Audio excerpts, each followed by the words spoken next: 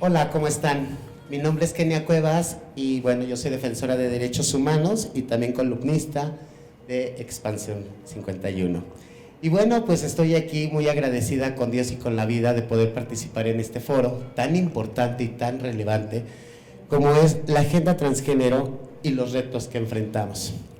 Las personas transgénero tienen una tasa de desempleo del 90% en México. Menos de la mitad de las compañías en el país establecen políticas de desarrollo que a las mujeres trans no les impacta. También la temática de las vulnerabilidades que vivimos y enfrentamos desde el momento que queremos ser mujeres trans en el país e históricamente.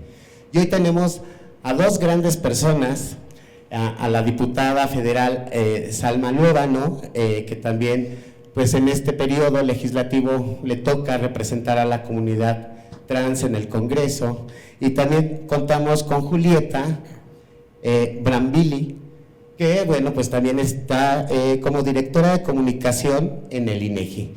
Y bueno, pues en esta ocasión vamos a presentar algunas preguntas que quisiéramos que nos contesten desde su experiencia y cómo les ha tocado vivir, ¿no?, y enfrentarlo como personas trans.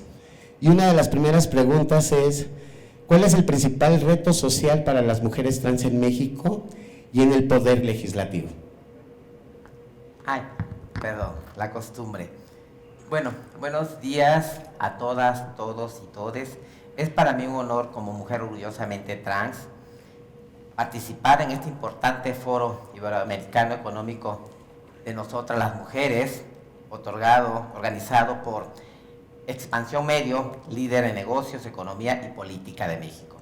Estoy muy agradecida por la invitación y por tener a dos grandes hermanas en este momento y además grandes referentes de esta lucha y esta visibilidad. ¿Cuáles son los principales retos que enfrentamos nosotras las mujeres trans? Son los accesos a los espacios laborales. Si bien hemos ido avanzando con lo que nos han permitido es ser estilistas, y en mi caso lo soy por años y orgullosamente estilista, el dar show transvestis, el ser modistas y el ser trabajadora sexual, lo cual también lo he ejercido. Y esta no es señalarlo como algo malo, sino todo lo contrario.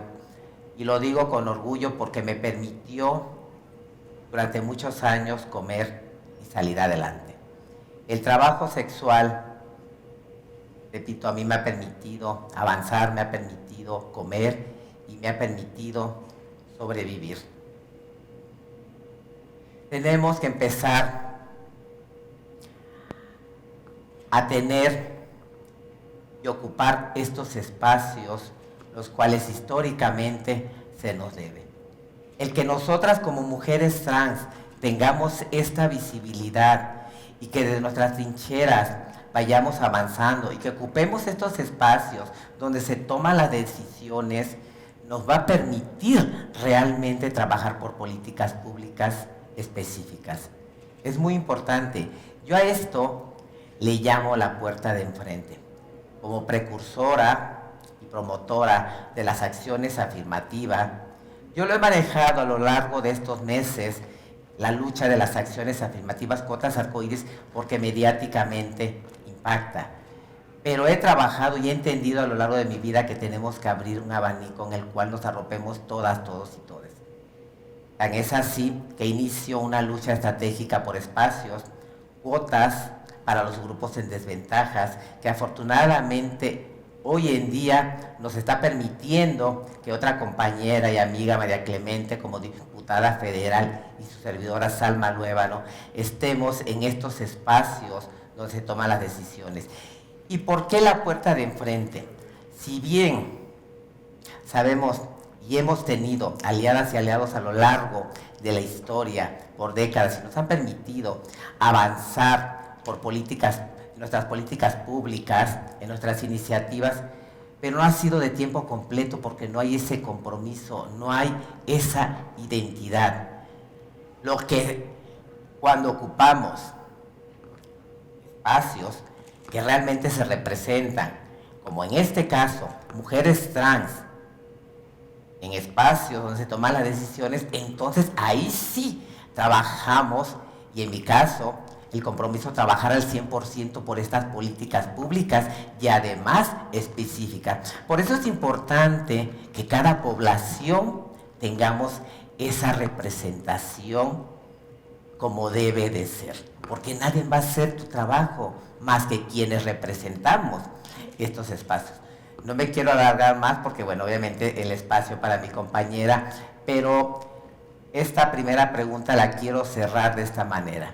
La puerta de enfrente es ocupar los espacios que históricamente se nos deben, y la única manera que hemos estado ocupando estos espacios es a golpe de sentencia, porque nada se nos ha regalado y no hay voluntad para darnos. Entonces, urge que sigamos ocupando más y más espacios para seguir avanzando y que esto nos permita esa visibilidad y además normalizar lo que es normal al vernos a nosotras en estos espacios. Muchas gracias. Julieta, por favor. Muchísimas gracias. Bueno, primero que nada, estoy también muy contenta de estar con ustedes el día de hoy y compartir en este foro con dos referentes y dos personas que admiro muchísimo, como es la diputada y Kenia en su trabajo que ha hecho por muchos años de activismo y demás.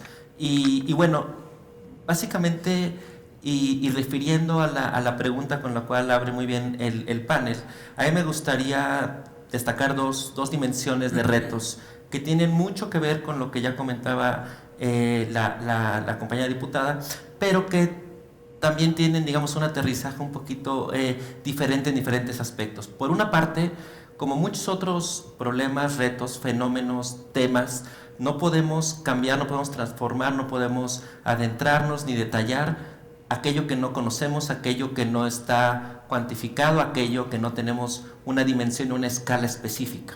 En ese sentido, uno de los principales retos, y que en la institución ahora en la que estoy, que es el Instituto Nacional de Geografía y Estadística, estamos haciendo pasos importantes, es en cuantificarnos en diferentes dimensiones, en los diferentes aspectos de la comunidad LGBT, más allá no solamente de las mujeres y los hombres y las personas trans, pero en general en cuantificarnos, en saber cuántos somos.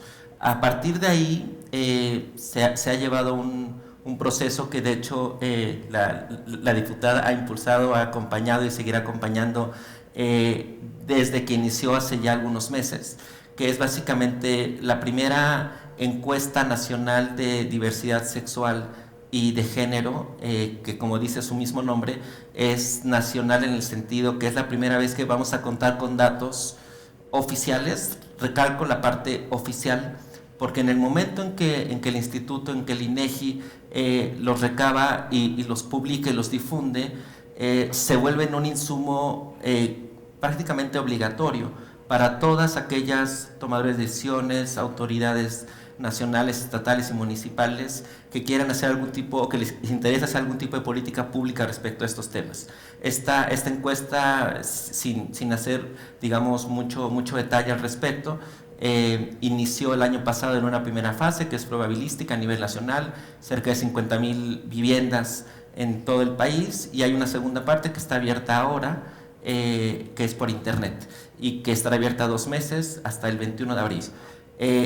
Esta es la primera parte. Yo creo que contestando a la pregunta, que es uno de los principales retos, es saber cuántos somos, saber quiénes somos, sabemos dónde estar, qué retos enfrentamos como comunidad. Lo sabemos por la evidencia que se ha recogido y que recogen todos los días en el trabajo diario, en nuestras vivencias, en cuanto a las dificultades de acceso a la salud, en cuanto a las dificultades de acceso a la educación, en cuanto a las dificultades de vida intrafamiliar, de violencia y discriminación.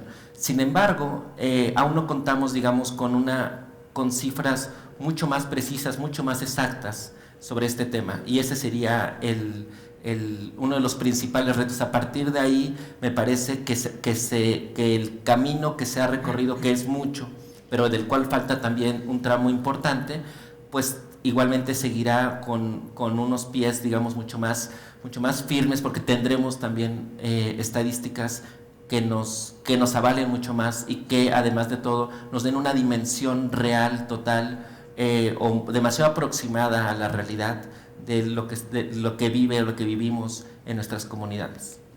Muchas gracias, Julieta. Pues la verdad es impresionante ver los retos que enfrentamos, pues como sabemos y lo hemos expuesto muchas de las veces, las personas trans desde el momento que deciden ser mujeres trans, pues quedan privadas de sus derechos humanos, que quedan excluidas en todos los procesos sociales, y es por eso que hemos emprendido luchas de diferentes factores de la sociedad para poder llegar a la inclusión. Y sé que es un camino muy largo, porque a pesar de que legislativamente hemos avanzado mucho en el reconocimiento de identidad, en el matrimonio igualitario, en la seguridad social, eso no garantiza la no discriminación y la violencia que se ejerce desde las instituciones públicas por el no reconocimiento de identidad y expresión de género. Y en ese sentido, Salma, tengo una pregunta muy puntual para ti. ¿Qué hace falta legislar en temas de diversidad sexual y de transgéneros para poder seguir avanzando en nuestros propios derechos, ya que sabemos que los derechos humanos en realidad son derechos para todos y todas, pero que no son así cuando te implica, ¿no?, una cuestión de trans? En esta lucha de estos litigios estratégicos, en esta lucha de buscar estos espacios, me encuentro precisamente con el tema tan importante que son las estadísticas. Llevo una solicitud al INEGI en el cual solicito esta estadística, porque si bien sabemos hay una dirección para grupos en desventajas o vulnerables, pues no se había hecho nunca caso a nuestra diversidad. Bien, no me reciben y pasan los meses. Viene lo de la pandemia, entiendo que por el tema de los de la pandemia, bueno, pues esperar, llegamos a semáforo verde, vuelvo a ir, no me atienden, hice una clausura simbólica. 15 días después de esta clausura, que fue como en marzo aproximadamente, hubo una reunión.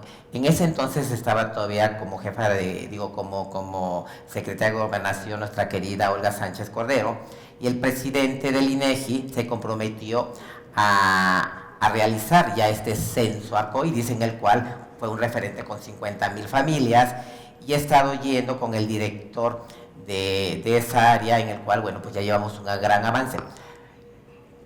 ¿A qué voy con esto? Es muy importante tener las estadísticas, porque eso nos va a permitir precisamente darnos cuenta de todas estas necesidades, ¿sí? Entonces, tan es así que cuando se logran estos espacios para los grupos en desventaja, y en este caso específico nuestra población, bueno, pues no alcanzamos más espacio porque no hay un referente de cuántas somos. Entonces, por eso la importancia de tener esta estadística, porque nos va a permitir, las estadísticas son importantes para todos, son números, y eso nos permite precisamente en el caso como legisladora, pues trabajar sobre estas políticas públicas específicas, sobre estas iniciativas. Bien, la importancia es precisamente tener estas estadísticas, trabajar realmente por estas políticas públicas y los espacios. Repito, los espacios es la puerta de enfrente, porque el tener un trabajo digno nos va a permitir tener salud digna, tener vivienda digna y tener esa gran transversalidad por la cual he estado trabajando y he estado señalando que es tan importante para la dignificación de nuestras poblaciones, y en este caso para nosotras como mujeres trans. Nosotras como mujeres trans, nuestra lucha es el doble, el triple. Primero como mujeres y después como mujeres trans. Para nosotras no ha sido fácil, pero sin embargo hemos ido avanzando, y agradezco, repito, la importancia de estos espacios, porque estos espacios nos permiten dar esa visibilidad y además educar. Si educamos, sensibilizamos, y si sensibilizamos, nos permite avanzar. Muchas gracias. Julieta, una pregunta muy puntual. En el servicio público que realizas, sé que como mujer trans, y yo también siendo una mujer trans en el servicio público, pues me he enfrentado a varios actos de discriminación. Quisiéramos saber si tú como mujer, en este marco del M8, que también hemos salido a marchar el día de ayer para podernos visibilizar, ¿cómo te has enfrentado con esta discriminación para poder llegar a ese espacio de toma de decisiones y que también puedas intervenir para poder abogar de alguna manera para nuestra comunidad. Muchas gracias por la pregunta. Y bueno, es de todos conocido el tema de la alta discriminación en diferentes espacios, el laboral muy puntualmente como menciona Kenia, pero en general en diferentes servicios y dimensiones de la vida. En el caso particular del servicio público, yo me he enfrentado, digamos, a una situación excepcionalmente positiva para la comunidad. Es decir, mi caso me parece que no es por mucho representativo de lo que muchas y muchos de nuestras hermanas y hermanos trans han padecido, han enfrentado respecto a esta dimensión laboral. Y esto pasa sobre todo me parece son 2 o 3 limitantes estructurales muy importantes que siguen vigentes en el servicio público, yo diría, pero también en la vida laboral de muchas otras organizaciones privadas y demás. Uno es desconocimiento, o sea, me parece que sigue habiendo una ignorancia alta respecto a estos temas y a nuestra comunidad. Un segundo punto, que también es una limitante estructural, pues tiene que ver también con prejuicios y una carga, digamos, simbólica negativa respecto a lo que representamos, a lo que somos, o a los riesgos que podemos traer a la sociedad de ver a alguien que hace un desafío identitario en su vida diaria y que eso puede simbrar algunas de las instituciones más importantes de la sociedad. Y el tercer elemento, yo diría, es que también falta reforzar, y ahí lo digo ahora como funcionaria del INEGI, en su momento también hice alguna intervención similar siendo funcionaria de la Secretaría de Hacienda, es que falta reforzar y falta un camino importante para la sensibilización al interior de estas instituciones, que no solo atañe a las y los funcionarios públicos que nos desempeñamos ahí, sino también al servicio que damos a la sociedad. Eso va de la mano. Pero digamos, esas son 3 condiciones estructurales que en mi caso han jugado, pero no de una manera tan desafiante como comúnmente sucede. Espero que hacia adelante haya más experiencias similares a las que yo me he encontrado, que a las que aún tenemos en el muchísimo más por ciento de nuestras poblaciones, pero es algo que no cambia solo, entonces, y que tenemos que impulsar ese cambio de diferentes maneras. Muchas gracias, Julieta. Pues quisiéramos seguir avanzando y ya por último, como última pregunta, quisiera saber por parte de las dos, ¿cuál sería el legado que quisieran dejar en este mundo al pertenecer, ¿no?, al espacio público, a la toma de decisiones y aparte a la lucha que han emprendido desde el momento que son mujeres trans? Bien, pero como mujer trans, como sobreviviente, porque ya pasamos la etapa de esa niñez y esa juventud. Tercera, como legisladora federal, y cuarta, como presidenta de la Comisión de la Diversidad. Y legado es seguir abriendo esa puerta de enfrente y abrirla cada día más. Es una de las iniciativas que llevo para estos grupos en desventaja. ¿Y por qué cuotas? ¿Por qué acciones afirmativas? Porque es la única manera que nos permite ocupar los espacios. No hay voluntad, y lo sabemos perfectamente. Si no, hoy en día no hubiera legisladoras, legisladores con discapacidad, afromexicanos, mucho menos nosotras, como cuota arcoíris. Bien, mi legado es ese es el que estoy, pero macheteándole, trabajando esta iniciativa y lograr. Ese es mi sueño, ese libre tránsito político, social, cultural y económicamente para nuestras poblaciones en desventaja, para nuestro sector trans. Somos 2 ahorita a nivel federal, pero quiero que al rato seamos 10, 20, las que tengan y los que tengan y les que tengan que hacer. Esa es la manera que realmente nos va a permitir realmente avanzar. Ese es realmente mi legado. Gracias. Julieta. Muchísimas gracias. Bueno, es una pregunta que yo no me he planteado en realidad como algún legado que mi andar profesional pueda dejar. Sí creo que lo que deseo es básicamente que que esta historia excepcional que más o menos relataba muy brevemente hace un momento no fuera excepcional, es decir, que hacia adelante generaciones como las mías, pero también hacia más abajo, y aquellas que van creciendo, pues que básicamente no tengan que enfrentarse ante estas disyuntivas, ante esta agridulce responsabilidad pública de decir que son las primeras mujeres trans en algo, simplemente que son mujeres haciendo cosas. Eso me parece que es el deseo más importante, y si me apuran un poco más, un legado importante que yo creo que falta mucho por construir, pero que igual he puesto algo un granito de arena en las responsabilidades públicas que he tenido, pues es básicamente también hacer un servicio público más sensible y más comprometido a estas causas. Esa es una tarea titánica, es una tarea de aquellas que vale la pena meterse porque dejan, digamos, siempre muchos frutos. Pero me parece que esa sería uno de los aspectos más importantes, ser un servicio que estuviera mucho más comprometido, mucho más sensible y sea mucho más responsable de su labor pública respecto a nuestras comunidades. Muchas gracias, Julieta.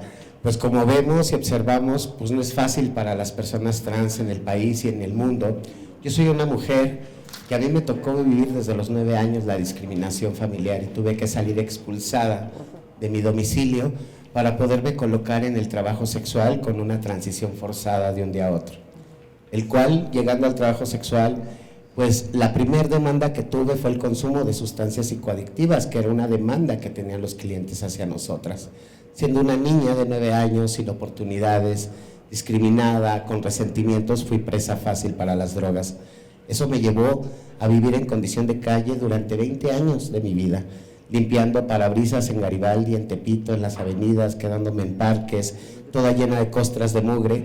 Y bueno, ese consumo lo criminalizaron y me mandaron a prisión durante 11 años. El cual, estando en prisión, durante todos esos años logré dejar las drogas, acompañar a personas que vivían con VIH, que se estaban muriendo en el abandono y por ser causa de conejitos de India, de farmacéuticas que entraban a centros penitenciarios. Y bueno, en el 2009 logramos hacer una denuncia y salgo en el 2010 con una frente en alto, absuelta del delito, y empiezo a trabajar la Defensoría de Derechos Humanos. Esta es una historia que el 90% de las mujeres trans en México viven, que es a lo que arrojamos con la discriminación y la violencia. Y para eso, pues hoy ya tenemos a nuestra compañera diputada federal, María Clemente, que también quisiéramos hacerle una pregunta, que en el Poder Legislativo, ¿qué es lo que sigue para seguir garantizando los derechos humanos de todas las personas, principalmente de las mujeres trans, para que no tengan que vivir estos contextos de vulnerabilidad y de entornos totalmente pues violentos? Sí. ¿Qué es lo que hace falta? Lo que hace falta pues es todo, porque en el marco jurídico las mujeres trans no estamos contempladas. Y es preocupante que vamos avanzando en términos de tener el derecho a la identidad de género, pero dejamos de lado otros derechos sociales que deberíamos tener acceso y que no están siendo parte de la agenda de esta legislatura todavía. Hay muchas iniciativas en temas de diversidad sexual bastante relevantes e interesantes, pero me parece que, por ejemplo, pensar que en la Ciudad de México contamos con una unidad de atención a la salud de las personas trans, que fue creada con base en una ley de salud que fue derogada de acuerdo al nuevo marco constitucional, ¿no? Como se constituyó la Ciudad de México. Y en la nueva ley de salud de la Ciudad de México no vienen contemplados en los artículos, los bullets que venían ahí contempladas los temas de salud para las personas trans, y que eso es lo que justificase en su momento la creación de la que entonces aspirábamos a tener una clínica, que hoy solo es una unidad. Entonces, voltear a ver hacia allá es pensar que ya logramos que con el ejemplo se pueda ver que sí puede haber la capacidad por parte del Estado de atender la salud de las personas trans. particular de las mujeres trans. En ese sentido creo que tenemos que ir hacia esa bandera también en el Congreso de la Unión, porque justamente la tasa de, pues la expectativa de vida, es de vida de una mujer en América Latina, de una mujer trans, es de 35 años según la Comisión Interamericana de los Derechos Humanos. Y eso tiene que ver con un contexto, ¿no?, que a partir de ciertas violencias estructurales generan que la calidad de vida baje, y eso impacta en la salud de las personas trans, a partir de una serie de peculiaridades que deben ser atendidas por el Estado. Entonces se ve ahí que hay la manera de hacerlo en este ejemplo, en la unidad. Sin embargo, no estamos contempladas en el marco jurídico. El ejemplo de la Ciudad de México, ponerlo en el nivel federal, es decir, ¿cómo vamos a garantizar la atención a la salud de las personas trans? Hoy el ISSSTE ya está haciendo cirugías de reasignación sexogenérica. Eso es súper importante, pero esto está dependiendo de la voluntad del funcionario en turno, del director del instituto. Me parece que en este momento es el doctor Pedro Centeno, un gran compañero. Pero esa es la voluntad de él, su política, a partir de la dirección que él tiene en el instituto. Pero si él se va y llega otra dirección distinta, si esta vanguardia de derechos trans que trae en la agenda contemplada, en la agenda de mi partido, Morena, de verdad quiere seguir avanzando, como ya lo ha hecho en temas de identidad de género, en particular del derecho, en todos los estados de los últimos 3 años donde se ha aprobado el derecho a la identidad de género, ha sido en su mayoría por iniciativas de diputados y diputadas de Morena, no necesariamente diputados de la diversidad sexual, diputados heterosexuales, de otras, ¿no?, cisgénero, que traen la agenda como parte de la línea política de nuestra organización. Y si queremos ir hacia lo que hace falta a nivel federal, que es donde Salma y yo participamos como diputadas federales, orgullosamente, las 2 congresistas trans de América Latina, porque en ningún otro congreso hoy participa ninguna compañera, y ojalá que si desde este escenario, desde este spot hacia América Latina, pudieran ver los gobernantes, los políticos, los dirigentes de organizaciones políticas y sociales que la participación de las mujeres trans es importante. Estaría increíble ver en años subsecuentes a compañeras siendo representantes. Porque si Salma y yo no estuviéramos en la Cámara de Diputados, no estaríamos en esta mesa con ustedes. Quizás Salma estaría atendiendo sus negocios y yo seguiría manejando mi taxi. ¿Y quién estaría hablando de la salud de las mujeres trans? ¿Quién? Hoy lo estamos haciendo.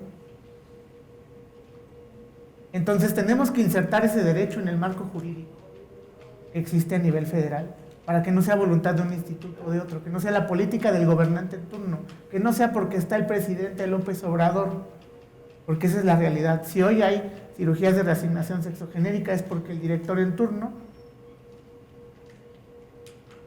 es un funcionario del gobierno de Andrés Manuel López Obrador. Todos los estados que en los últimos 4 años se ha aprobado el derecho a la identidad de género, se ha aprobado con las mayorías de los diputados que tenemos la simpatía y la afinidad política o que pertenecemos a Morena y estamos con el presidente Andrés Manuel López Obrador. Y las diputadas que estamos hoy aquí, Salma Luébano y María Clemente García, estamos con el presidente Andrés Manuel López Obrador. Eso es lo que hace falta. La salud trans, ¿cómo la insertamos? Muchas gracias. En el marco constitucional, en el marco jurídico que estamos construyendo para la Cuarta Transformación. Y yo creo que de la Comisión de Diversidad Sexual puede salir una iniciativa asignada por el grupo parlamentario en su conjunto para que en más tardar 4º o 5º periodo de sesiones podamos tener eso en los hechos, y que si no sigue gobernando Andrés Manuel López Obrador, las mujeres trans puedan seguir teniendo cirugías de reasignación sexogenéricas, aunque llegase a gobernar el Partido Acción Nacional. Porque eso es lo que queremos, derechos para las mujeres trans. Muchas gracias. Muchas gracias, diputada. Pues como vemos, y es una realidad, las personas trans en el ámbito de salud, pues también estamos totalmente rezagadas. El tema de modelantes, de hormonización y de otras circunstancias que nos aquejan a las personas trans no son atendidas interseccionalmente. No tenemos un grupo interdisciplinario que pueda atender modelantes, por ejemplo, ¿no? Que es una consecuencia a un llamado a la no discriminación, porque cuando nos modificamos nuestro cuerpo es para que parezcamos más mujer, y en el estereotipo socialmente el macho no nos discrimina y no nos violente. Y también en el ámbito de trabajo sexual las mujeres acceden a estos procedimientos para poder vender más. Y son las demandas que este tipo de modelantes provocan la vida de las mujeres trans, o sea, la terminan con la vida de las mujeres trans. Ya puede ser a corto, mediano o largo plazo, pero siempre tienen consecuencias, y cuando llegamos a un hospital, pues ni siquiera conocen los modelantes. Y bueno, ya para terminar este gran foro que ha sido de mucho aprendizaje, México ocupa el segundo lugar en crímenes de odio. El Observatorio Mexicano de Letra S indica que 375 asesinatos han sucedido desde 2014 al 2020. De estos asesinatos, el 87% va dirigido a mujeres trans que ejercen el trabajo sexual. En ese sentido, ¿cómo ustedes, desde sus posturas, claro, podríamos trabajar iniciativas, propuestas, estrategias para poder prevenir el delito de transfeminicidio, que no es un delito tipificado en la ley, pero que sí está reconocido por una Comisión de Derechos Humanos, y que a grandes rasgos las activistas y nosotras que hemos salido a luchar hemos logrado visibilizar la palabra transfeminicidios? Adelante, Salma. Gracias. Sí, es importante, como acaba de mencionar María Clemente, tenemos que tener estas iniciativas ya en el marco jurídico, a rango constitucional.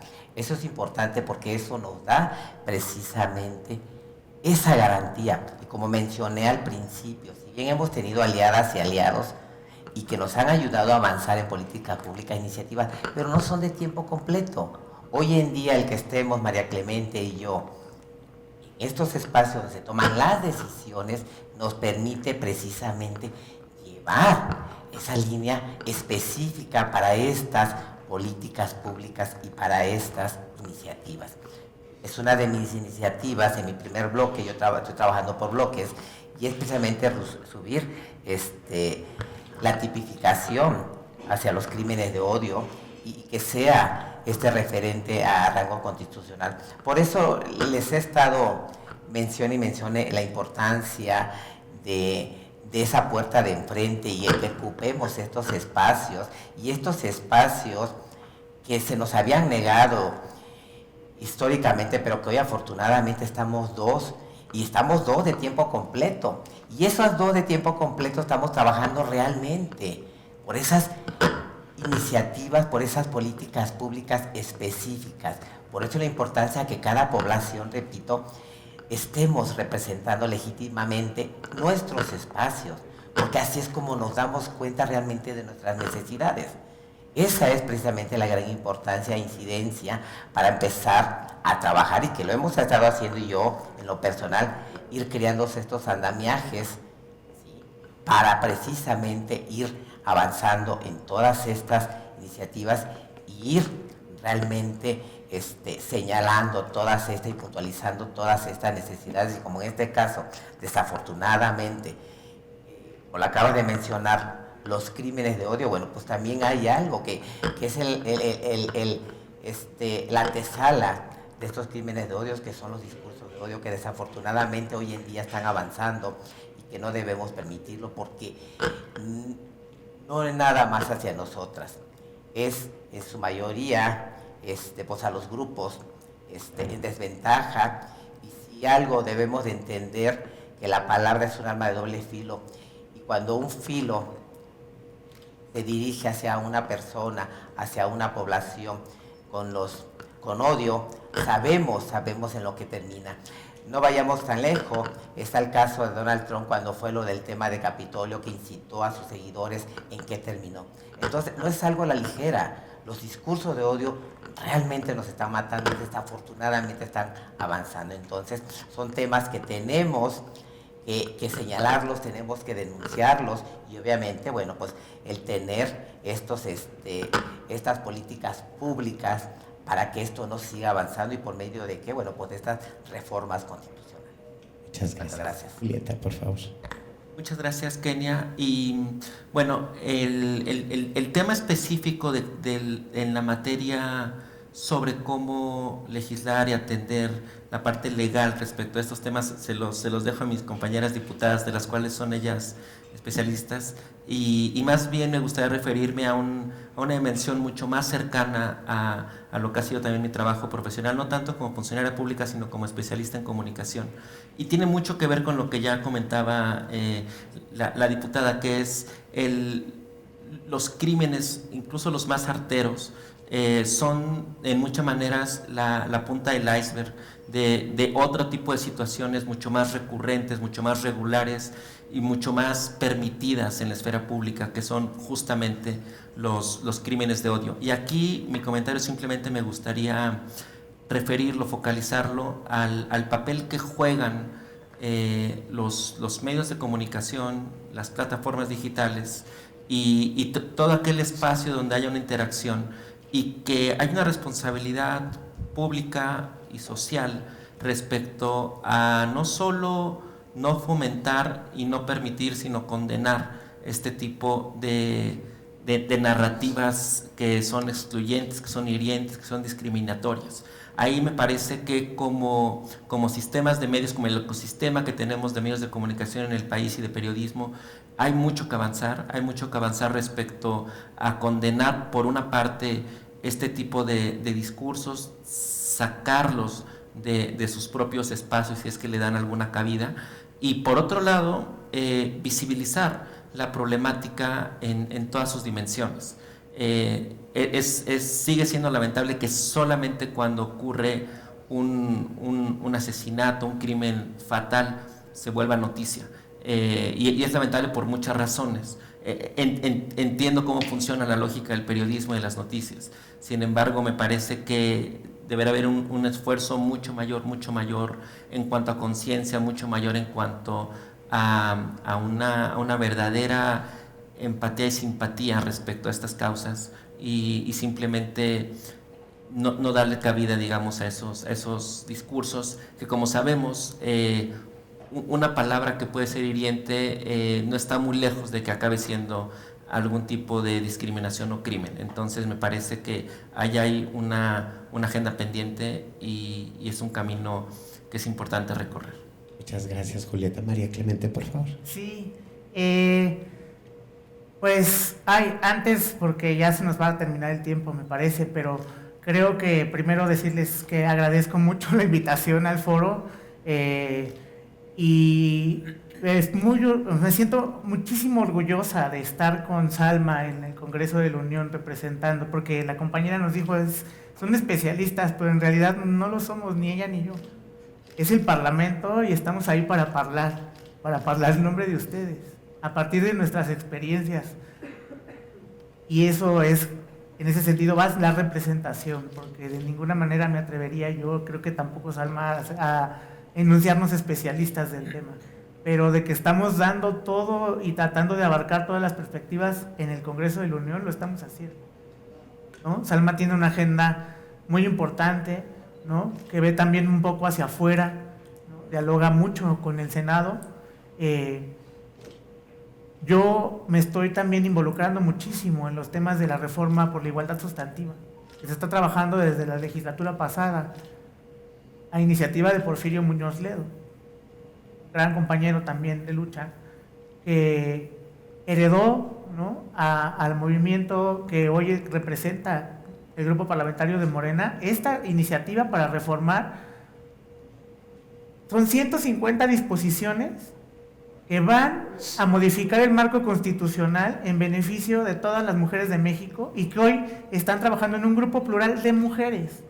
de todos los partidos políticos del país. Es una pluralidad democrática en la que uno de los puntos de los 150 disposiciones a modificar es el artículo 1 constitucional, para que por fin, hace rato que me preguntabas qué hacía falta, quede integrado ya el derecho a la identidad de género en ese artículo, en el marco constitucional. Y yo creo que es muy importante que desde este foro vayamos a apoyar a todas las mujeres de todos los partidos políticos en México para que esta reforma salga, para que todas las mujeres, incluyendo a las mujeres trans, tengamos derechos dentro del marco constitucional.